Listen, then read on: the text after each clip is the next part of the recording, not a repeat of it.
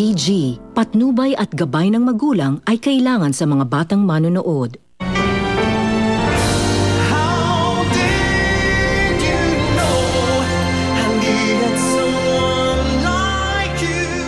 Kung babastusin niyo din lang yung lamay ng nanay namin, umalis na lang po kayo. Aba, Sharina! Sinabi ko na umalis ka na! Emmy, maraming salamat sa mga tulong mo, lalo na sa burol at saka si Libing. Pamilya na po kayo sa akin eh. Lalo na ngayong papakasal na kami ni Benji. Kailangan mo muna magpahinga. Nakakasama sa batang pupupuyat. Nelson, salamat ha. Hindi ko alam ang gagawin ko kung wala ka.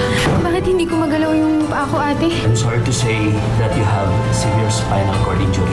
All functions below the injured area are lost. Hindi na po ako makakalakad? Balik tayo sa ospital bukas. Wala na rin namang magagawa yung mga tests na yan eh. Lumpo na ako. Hindi na ako makakalakad. Yun na yun. Ngunit gusto lang kita tulungan. Bakit ka ba nagtsatsaga sa akin? Eh, lumpo na nga ako. Ayaw na kita makita kay kailan. Umalis ka na. Sige na. Umalis ka na!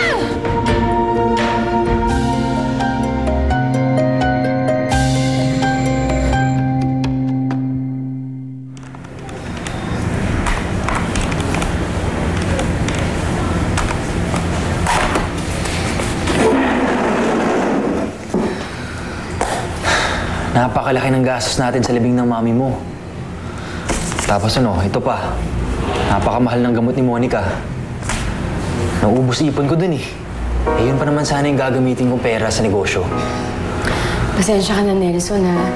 Hindi ba pwede naman natin isang latong bahay? Oo nga pala, no? Hindi ko pa napapalit yung pangalan mo dun. Pero oo, pwede pa isanla. At least diba, yun na yung gamitin mo. Sigurado ka ba? Oo, Nelson. Kailangan din natin ng pagkakakitaan eh. Lalo na ngayon, magkaka-baby na tayo.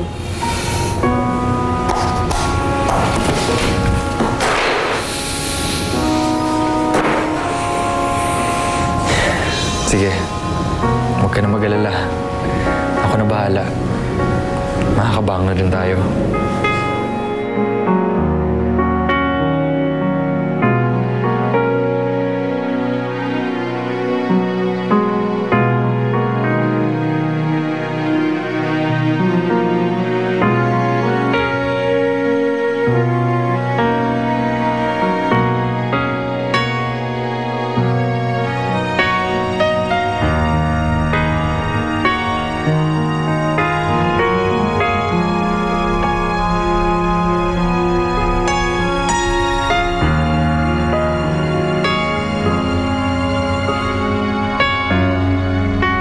Are you here of your own free will to find yourself in the love and service of Sharina? Yes.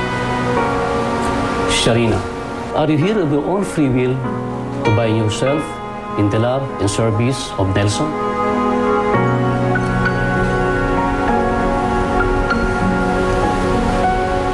Yes. Kailanman hindi kita pagtataksilan.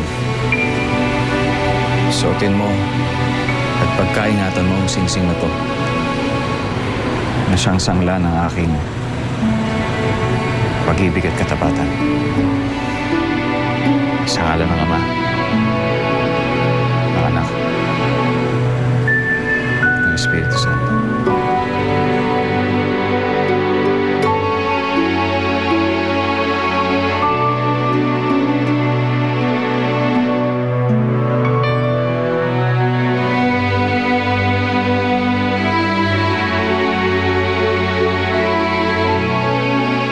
And by the power vested upon me, I now pronounce you man and wife. You may now kiss the bride.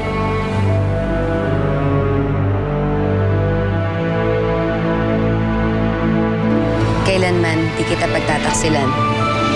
Isuot mo ang singsing na to bilang sanda ng pag-ibig at katapatan ko sa'yo. Sa ngalan ng Ama, ng Anak, ng Espiritu Santo. Amen.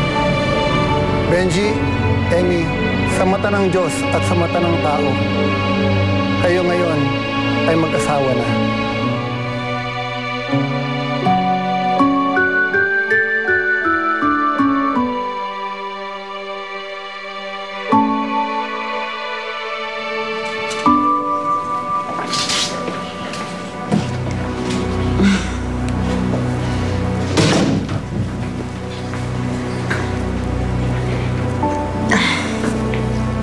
Benji, alam mo ba, ito yung pinakamasayang araw ko sa buong buhay ko. So, kasal na rin tayo.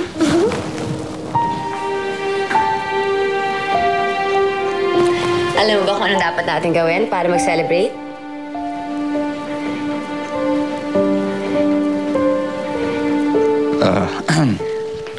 Emmy. Emmy, sandali lang. Bakit? Benji, kasal na tayo. Ano ka ba? Oo nga, pero palaki na yung tiyan mo, di ba? Ayoko naman na baka... Benji, pwede pa yan. Ano ka ba? Emmy, ayoko makagawa ng kahit anong bagay na makakasakit sa baby natin.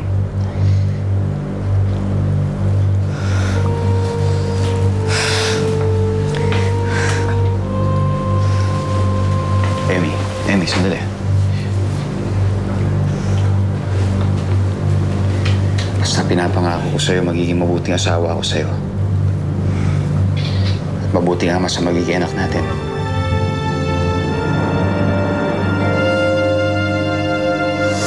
Dapat hindi natin ito ginawa eh. Paano kung malaman ni Benji? Simple lang yun. Para di niya malaman, huwag mo sabihin.